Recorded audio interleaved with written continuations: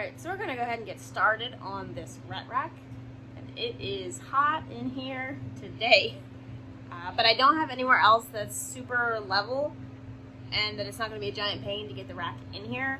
So I'm going to go ahead and just build it in my building while I still have the space in here. At some point I won't have enough room, but right now I have some free space in here. So I'm going to go ahead and just build the rack in here. But I'll kind of show you some of the supplies, and then I'm going to do a time lapse of me building it. I don't know how much I'll explain through the build.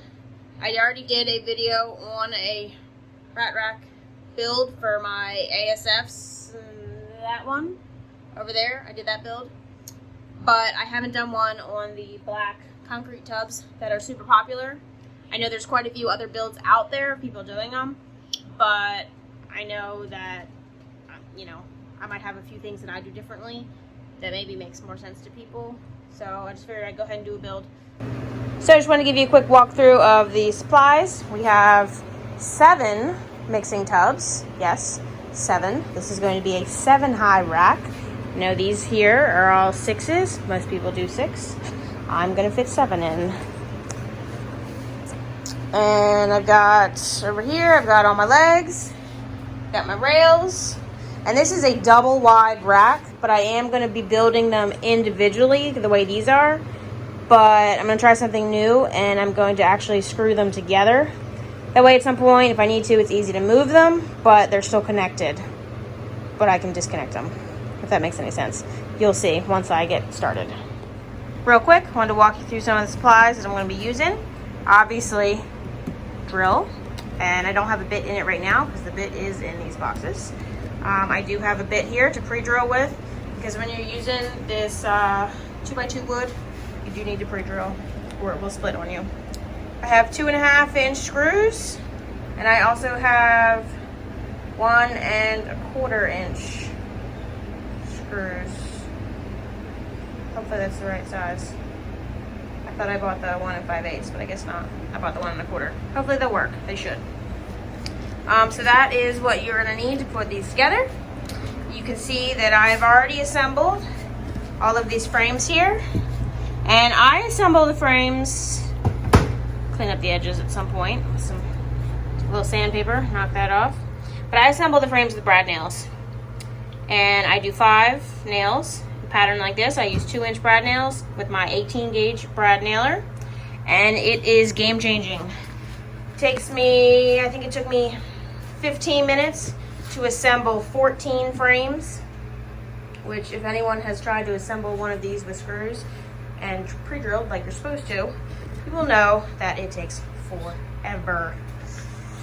I did make these with 1/4-inch mesh because I am going to be making this rack for ASFs mostly, and I also used my pneumatic stapler, and I can put the mesh on one of these frames in about 4 minutes. I timed myself. It takes a little bit longer with the 1/2-inch mesh, but I use kitchen shears for the 1/4-inch, and I just cut right through, and it's super quick.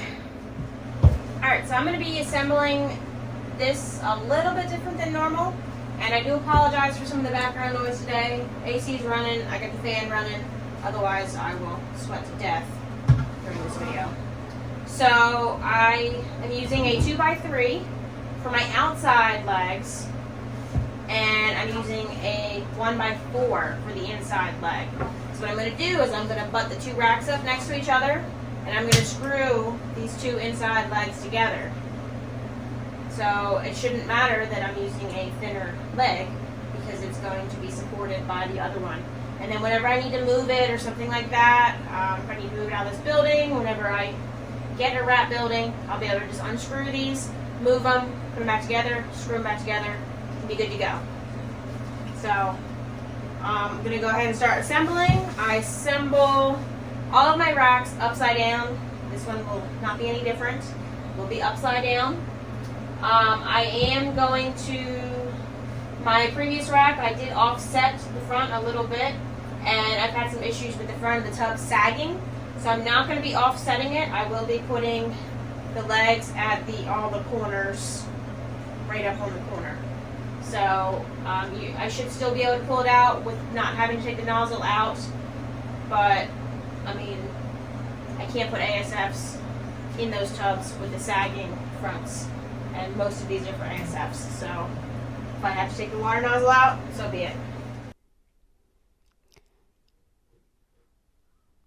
Alright, so here I'm setting up my corner clamps. Those things are amazing. If you haven't tried them, definitely buy them. I know I talked about them a bit in my last rack build, but I did recently just buy them, and they are amazing. They really help making sure that you're getting that first start, nice right angle on it. I have 2 drills here because I have a bit to pre-drill in one, and then I have my bit that I'm using for my screws in the other, and it makes it so much faster.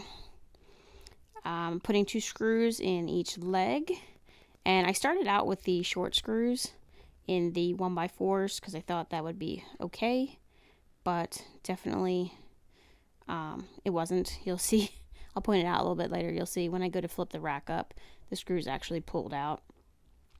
So you do want to make sure you use the longer screws. I have the longer screws for the 2x3s. So I'm just setting up the corner clamps again on this. You can see I used one of the frames to kind of hold everything steady on the opposite end. You definitely have to have something, and the frame works perfect because it's the exact spacing that you need. Plus, you already have some of them laying around, so you might as well use them. So this part, you definitely want to make sure you take your time on because it's going to determine whether your rack is square and straight. Because, if these first legs that you attach are not good, then you're going to have problems. So you can see here, I'm swapping out the screws because they pulled out when I went to tip it up.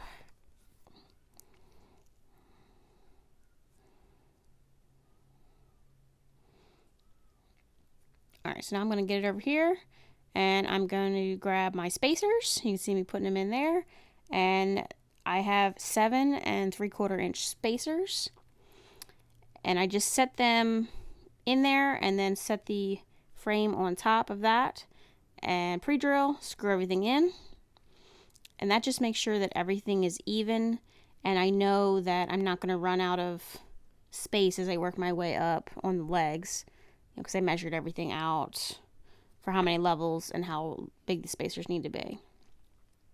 If you want to do a 6-level rack, you definitely can, and you would just do bigger spacers. I wanted to fit 7 in, and I don't mind when the tubs are a little tighter together. I don't use water bottles. I use the watering system, so I don't really have to have that extra space. I can squeeze the smaller water bottles in if I need to, in case of like an emergency or something like that. And it is a little bit trickier to get the food in there. What I do try and do is on cleaning day, I do try and, when I have the tub out, I'll load up the next level down, because then it's super easy to kind of get in there with my scoop and fill it up. But I can still fill it during the week. It's just a little bit harder.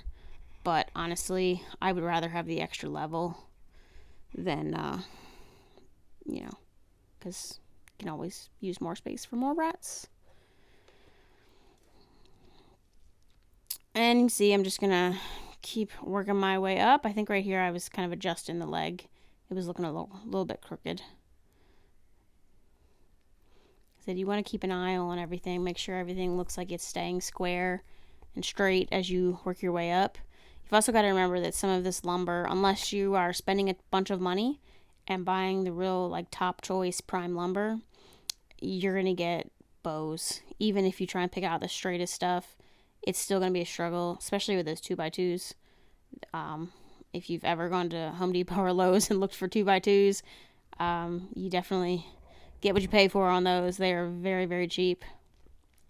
In the past, I've actually bought 2x4s and ripped them down. I think 2x4s. 2x4s or 2x3s. Pretty sure it's 2x4s that I ripped down. And you can do that, but it takes a lot of time to rip all those on the table saw, and honestly, it's probably not the safest unless you have a really nice setup with your table saw and everything, which my table saw is not amazing. So it's definitely a little sketchy.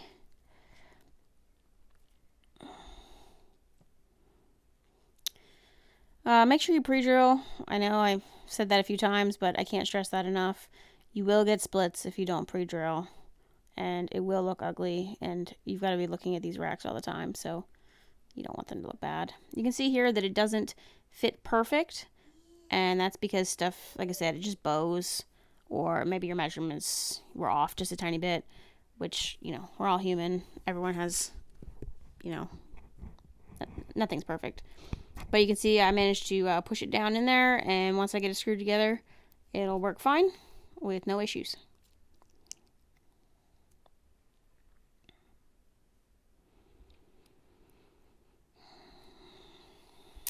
At least I remember to move the camera up this time. I know on a couple of my other rack build videos, I kind of forget to move the camera up, and then the whole top of the rack you can't even see.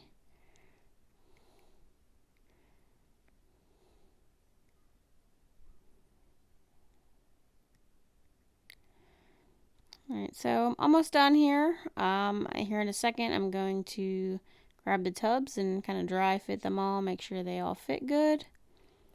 Pull all my spacers out. I do save my spacers, just easier rather than having to cut new ones.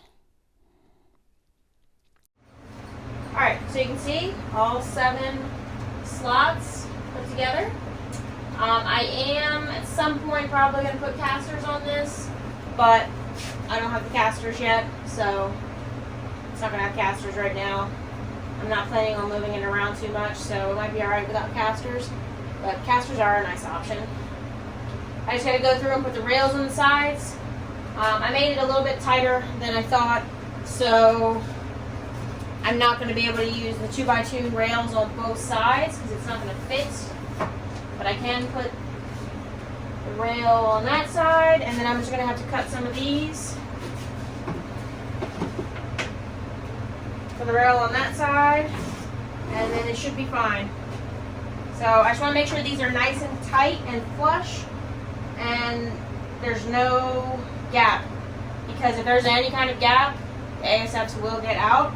I mean, I had a little bitty bit of a gap on another one like that, and I thought that was fine. I couldn't figure out where they were getting out of, and they were getting out of that. So make sure you don't have a gap for these tubs. But I'm going to get ready to go over and cut some of these other rails. We'll see. I might end up actually using that on both sides, because I think this is going to pinch the tub a little bit. We'll see. Luckily I have some more of these. Fortunately I already cut all of these. I could rip them in half. I might end up doing that if I run out of that wood, but we'll see. I don't like ripping those little bitty boards in half. I feel like it's not very safe, at least not on my setup.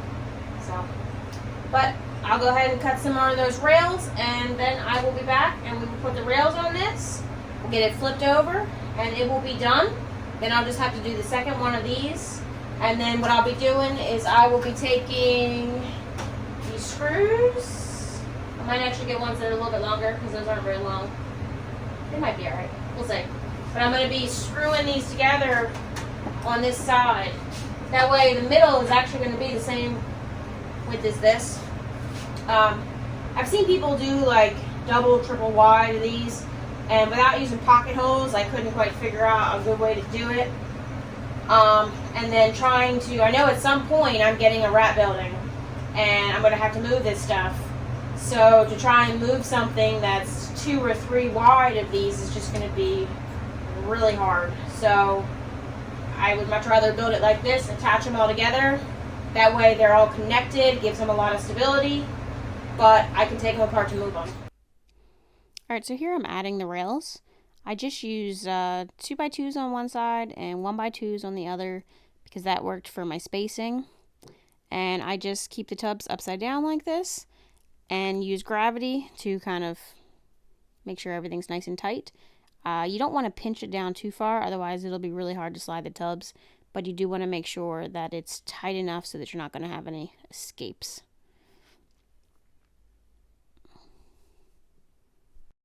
Alright, so here you can kind of see how I have things set up. I've got like a little aisleway here right now.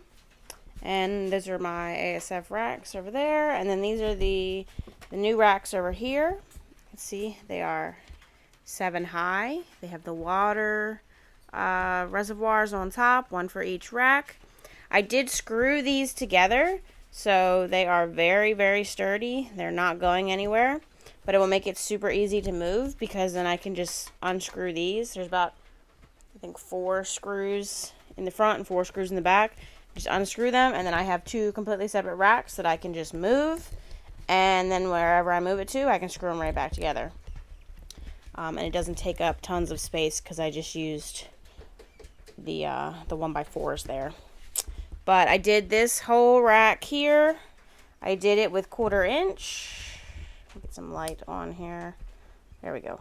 Some light on the subject. I did these with 1/4 inch so that I could do ASFs in there. That's the ASFs in there. That way I don't have to worry about them chewing too much food through, because a lot of times with the 1/2 inch I find that they will kind of waste food and they'll just chew it all the way through. For some reason they've been doing that lately. And then this way I don't have to worry about where I put my weaned ones. I can put them anywhere. So, and I also did 1/4 inch on these bottom 3 here.